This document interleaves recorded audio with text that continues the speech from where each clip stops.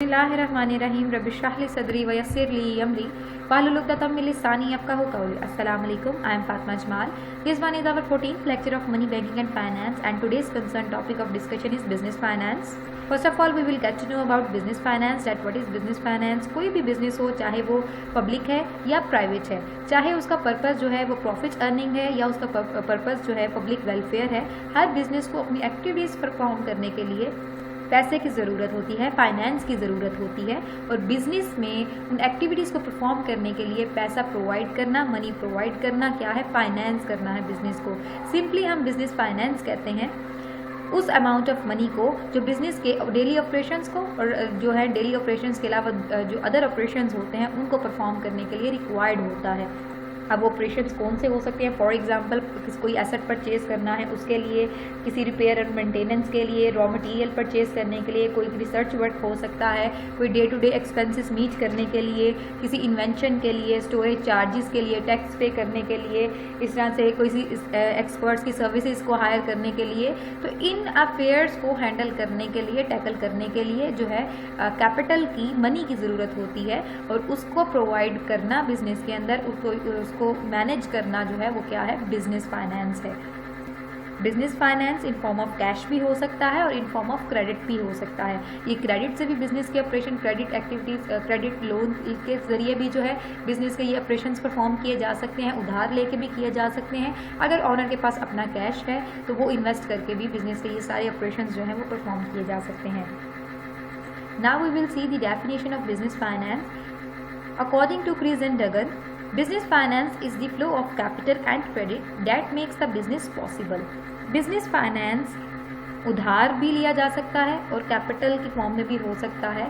ये वो फ्लो है कैपिटल और क्रेडिट का जिससे बिजनेस को जो है पॉसिबल किया जाता है, बिजनेस की एक्टिविटीज़ को पॉसिबल किया जाता है, बिजनेस के टॉस्क को पॉसिबल किया जाता है, उन्हें रनिंग फॉर्म में लाया जाता है।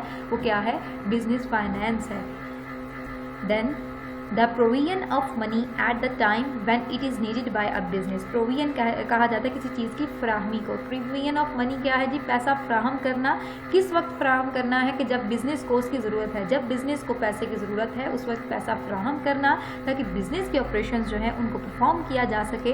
तो वो क्या है? बिजनेस फाइनेंस है।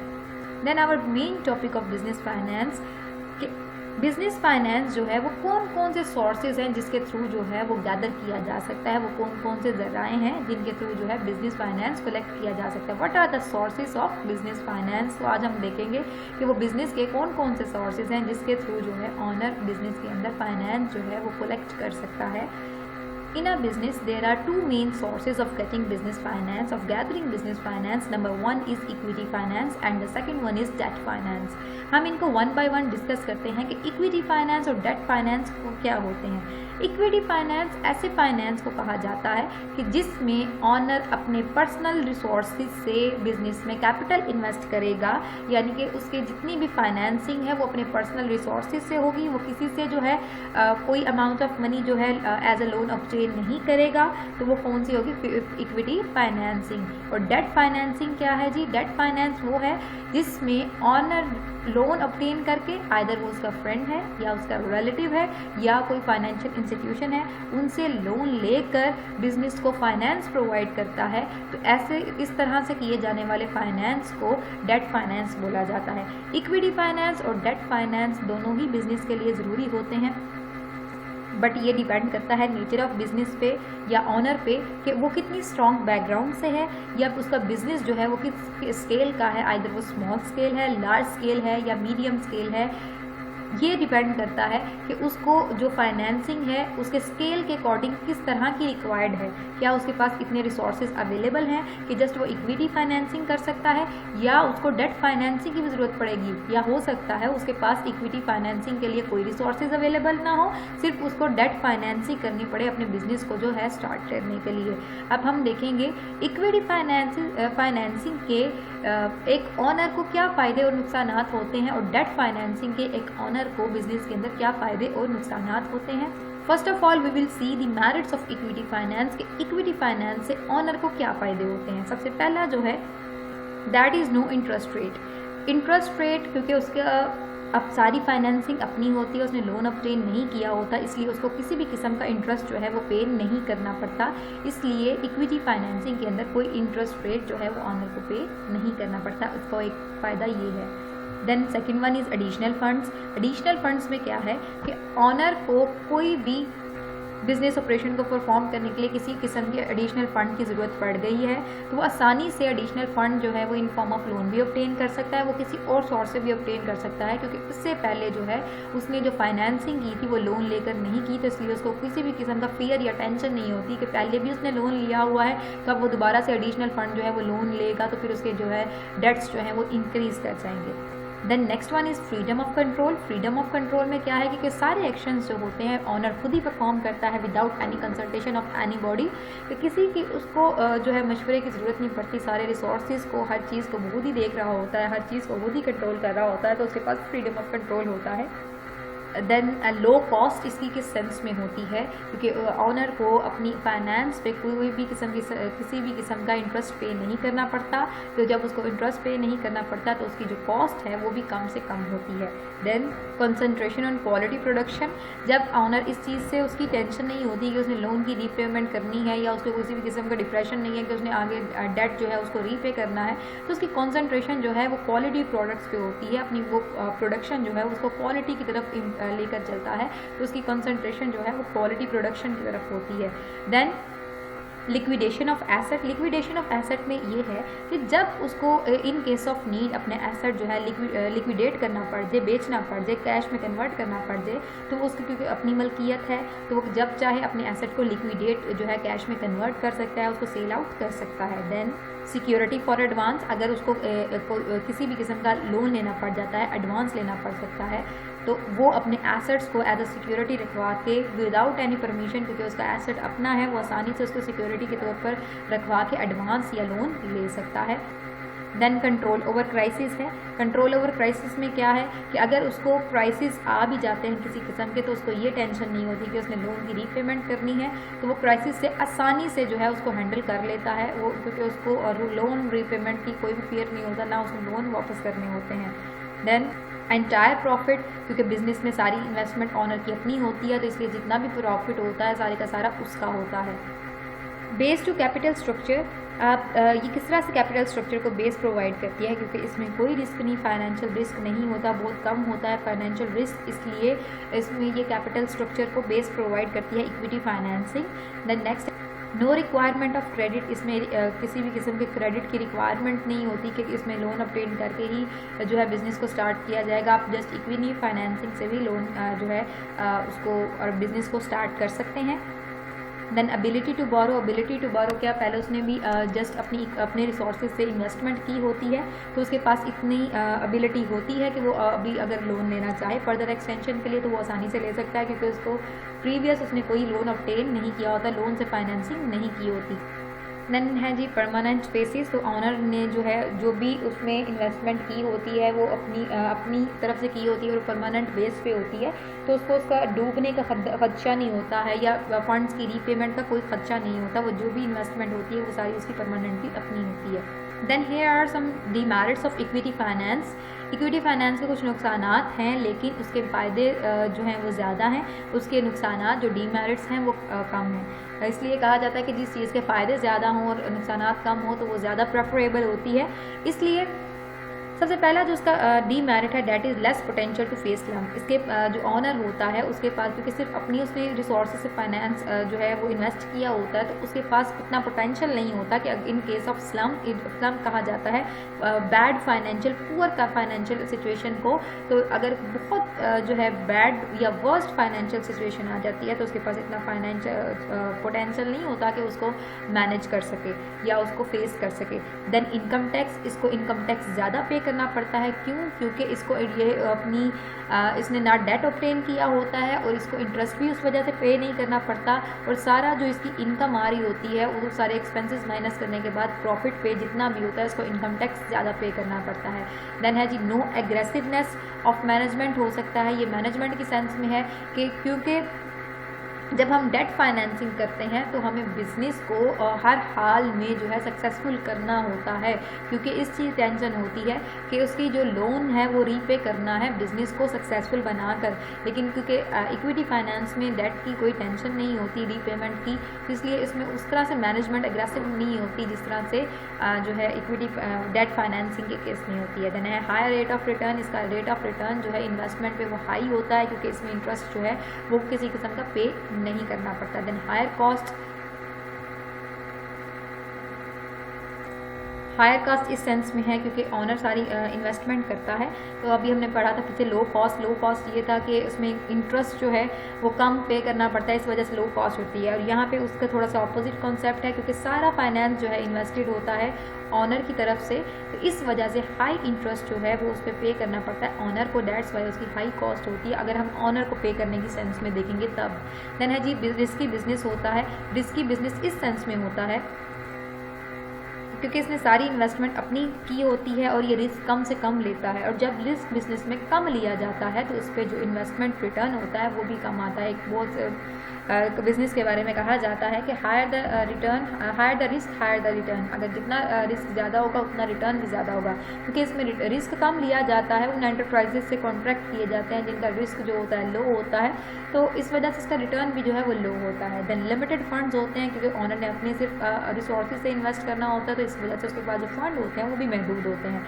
देन आइडल फंड्स कहते हैं बेकार फंड्स उस सेंस में रहते हैं जब बिज़नेस उस सिचुएशन में हो कि अभी उसकी business activities for the time being रुकी हुई हो या बहुत स्लो डाउन हो, तो उस टाइम में बिज़नेस के फंड जो हैं वो आइडल उस तरह से ऑप्टिमिस्टिकली यूटिलाइज नहीं हो रहे होते, एफिशिएंटली यूटिलाइज नहीं हो रहे होते, और उससे रिटर्न जो होता है बिज़नेस को लो हो रहा होता है। इसलिए कहा गया कि आइडल फंड्स जो हैं उस सेंस में हो जाते हैं। Now we will discuss merits of debt finance, कि डेट फाइनेंस जो है उसके क्या मेरिट्स होते हैं बिजनेस के लिए। डेट फाइनेंस को मैंने पहले भी डिस्कस किया था। ऐसी फाइनेंस है जिसको लोन ऑब्टेन करके बिजनेस स्टार्ट किया जाता है, यानी कि ऑनर जो है अपने पर्सनल रिसोर्सेज इसमें यूज़ नहीं करता इन्वेस्टमेंट के लिए। इसका क्या फ़ायदा है? सबसे पहला जो इसका फ़ायदा है वो है अर्जेंट करंट एक्सपेंसेस, के जितने भी शॉर्ट टर्म एक्सपेंस होते हैं वो मीटअप हो जाते हैं, उनको आसानी से डे टू डे एक्सपेंसेस जो होते हैं वो आसानी से फुलफिल हो जाते हैं। देन है बिजनेस एक्सपेंशन किस सेंस में होती है? इक्विटी फाइनेंस में ऑनर के पास जितने रिसोर्सेज है उसने अपना स्केल भी उसके अकॉर्डिंग डिज़ाइन करना है, लेकिन जो है डेट फाइनेंसिंग में वो अपना स्केल जो है उसी तरह से एक्सपैंड करते हैं, क्योंकि वो आसानी से जो है लोन ऑब्टेन कर सकते हैं। डेट से लेके जो है स्टार्ट कर रहे हैं तो उसकी बिजनेस भी एक्सपैंड होता है, बिजनेस एक्सपेंशन होती है उसमें। देन है नो इंटरफेरेंस ऑफ क्रेडिटर। इसमें किसी भी किस्म की डेट फाइनेंसिंग में क्रेडिटर की इंटरफेरेंस नहीं होती, ना मैनेजमेंट में ना ही किसी और चीज़ में, जस्ट उसको जो है लोन रीपे करके इंटरेस्ट पे किया जाता है। देन है जी लो इंटरेस्ट। इसमें लो इंटरेस्ट इस सेंस में है कि इसमें जो रेट ऑफ इंटरेस्ट जो है जो कि लोन पे अदा किया जाता है वो रेट ऑफ रिटर्न यानी कि जो इन्वेस्टमेंट पे दिए जाने वाला रिटर्न है उससे कम होता है।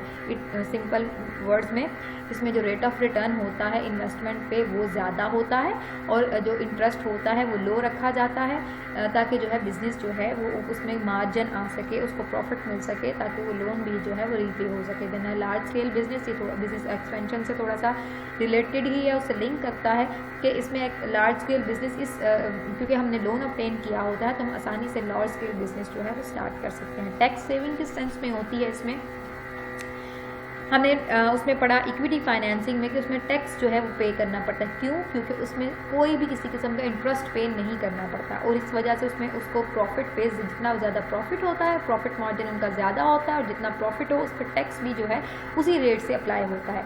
अब इसमें क्या होता है, इसमें उनको इंटरेस्ट पे करना पड़ता है, और जब हम इंटरेस्ट पे करते हैं हम उसको एक्सपेंस कंसीडर करते हैं। तो एक्सपेंस को पहले हम अपनी इनकम में से माइनस करेंगे, हमारा प्रॉफिट कम आएगा, और प्रॉफिट जब कम आएगा तो कम आने की वजह से हम टैक्स भी जो है वो कम पे करेंगे। देन फ्लेक्सिबल फाइनेंसिंग पॉलिसी होती है। फ्लेक्सिबल फाइनेंसिंग पॉलिसी का मतलब क्या है? फ्लेक्सिबल फाइनेंसिंग पॉलिसी वो पॉलिसी होती है जिसे वक्त की सिचुएशन के अकॉर्डिंग जो है कम या ज़्यादा किया जा सकता है, यानी कि जब ज़रूरत पड़े तो उसको बिजनेस के फाइनेंस को ज़्यादा किया जा सके। जब हमें बिजनेस के स्केल को एक्सपैंड करना हो, ज़्यादा करना हो, तो हम इसको जो है वो ज़्यादा कर सके। देन नेक्स्ट है जी क्विक एंड हाई रिटर्न। इसमें जो रिटर्न होता है वो हाई होता है क्योंकि इसमें रिस्क ज़्यादा लिया जाता है, इसलिए इसका जो रिटर्न होता है वो इन्वेस्टमेंट रिटर्न भी हाई होता है और क्विक होता है। Then checking of invoices and goods. Checking of invoice and good में क्या होता है कि अगर हमने क्योंकि ये होती ही क्रेडिट फाइनेंसिंग है, तो जब हम उधार पे चीज़ें परचेज करके बिजनेस में इन्वेस्ट करते हैं तो उन चीज़ों की इनवॉइस और गुड्स को चेक किया जाता है, उनकी वैल्यू को, उनकी क्वालिटी को चेक किया जाता है और आफ्टर चेकिंग जो है उनकी पेमेंट की जाती है। तो इसमें checking of invoices and goods इस सेंस में है। देन वाइंडिंग अप है, तो वाइंडिंग अप में जब बिजनेस किसी भी वजह से बंद हो जाए या वाइंड अप हो जाए तो उसके क्रेडिटर्स की पेमेंट के बाद जितना भी फाइनेंस होता है, जितना भी लॉस होता है वो ऑनर के पास जाता है। अब वो हो सकता है कि लॉस ना हो या हो सकता है वो प्रॉफिट में हो, तो वो जितना भी मार्जिन होगा फाइनेंस पे करने के बाद, डेट फाइनेंस पे करने के बाद, वो सारे का सारा ऑनर के पास जाएगा। Then now we have demerits of debt finance कि डेट फाइनेंस जो है वो बिजनेस में उसके नुकसान क्या होते हैं। सबसे पहला है डिप्रेशन। डिप्रेशन का शिकार जो है वो ऑनर रहता है क्योंकि उसने लोन लिया होता है और उसको इस चीज़ की टेंशन होती है कि अगर बिजनेस सक्सेसफुल हुआ देन तो वो आसानी से पे कर सकता है, और अगर सक्सेसफुल ना हुआ तो उसको जो है वो हैवी लॉस पे करना पड़ेगा। देन नेक्स्ट वन है रिस्क ऑफ हैवी लॉसेज। इसमें बहुत ज़्यादा जो हैवी लॉस होने का रिस्क होता है। क्यों? क्योंकि इसमें हाई रिस्क लिया जाता है। जब हाई रिस्क हो तो हाई रिटर्न के साथ हाई लॉस का भी रिस्क होता है। बिजनेस की जितनी भी डीलिंग्स होती हैं वो टोटली अनप्रेडिक्टेबल होती हैं। देन है जी payment of principal amount. Principal amount की जो पेमेंट है वो तो की जाती है, इसके साथ साथ इंटरेस्ट भी पे किया जाता है। ये दोनों जो है बर्डन होता है ऑनर पे। देन है जी high rate of interest. High rate of interest जो है बहुत से केसेस में पे किया जाता है इसमें। देन है जी फ्रीक्वेंट मैच्योरिटीज़। फ्रीक्वेंट मैच्योरिटी का मतलब है कि फ़ौरन ही टाइम पीरियड जो है वो आ जाना। जिस तरह से कहते हैं मैच्योरिटी टाइम पीरियड कि अगर 3 माह का कोई हमने शॉर्ट टर्म लोन ऑब्टेन किया था, वो 1 माह के लिए था या 3 माह के लिए था, तो इसमें बहुत जल्द जो है वो टाइम पीरियड जो है वो लोन का मैच्योर हो जाता है। और पॉसिबल ये होता है कि सम टाइम उस मेच्योरिटी टाइम पीरियड के दौरान जो है बिजनेस इतने प्रॉफिट गेन ना कर सका हो कि उसको जो है लोन को रीपे कर सके। देन है जी रेस्टलेसनेस एंड एक्सप्लॉयटेशन। रेस्टलेसनेस इस सेंस में है और हक तलफी इस सेंस में है कि बिजनेस के डेट्स को रीपे करने के लिए उसको ऑनर को अपना प्रॉफिट भी समटाइम जो है वो यूज़ करना पड़ता है। तो जब वो प्रॉफिट यूज़ करेगा तो जाहिर बात है उसकी हक तलफी हो रही है, वो इतनी मेहनत भी कर रहा है और प्रॉफिट भी वो नहीं रख रहा, तो एक्सप्लॉयटेशन है उसकी। देन जी रेस्टलेसनेस भी इसी वजह से होती है कि बिजनेस शायद इतना रिटर्न जो है वो नहीं कर पा रहा कि उसको अपना प्रॉफिट जो है वो as a repayment of loan जो है वो देना पड़ रहा है। देन चांस ऑफ स्यू है।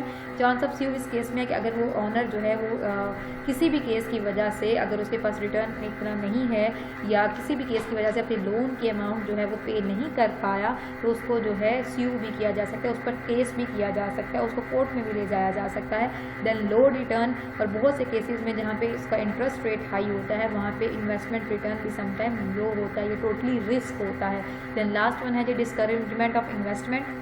जब बिजनेस में की जाने वाली इन्वेस्टमेंट पे जो रेट ऑफ रिटर्न है वो कम दिया जाता है, तो इस चीज़ को देखते हुए समटाइम जो न्यू इन्वेस्टर होता है वो अपनी इन्वेस्टमेंट नहीं करता, दोबारा से डेट नहीं देता।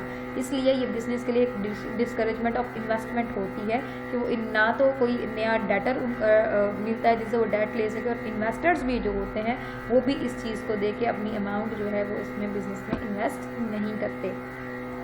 Date was the merits and demerits of debt finance. अभी हमने मेरिट्स उसके भी पढ़े, इक्विटी फाइनेंस के डीमेरिट्स भी पढ़े, इसके भी जो है डेट फाइनेंस के मेरिट्स और डीमेरिट्स भी पढ़े और दोनों का कंपैरिजन भी किया।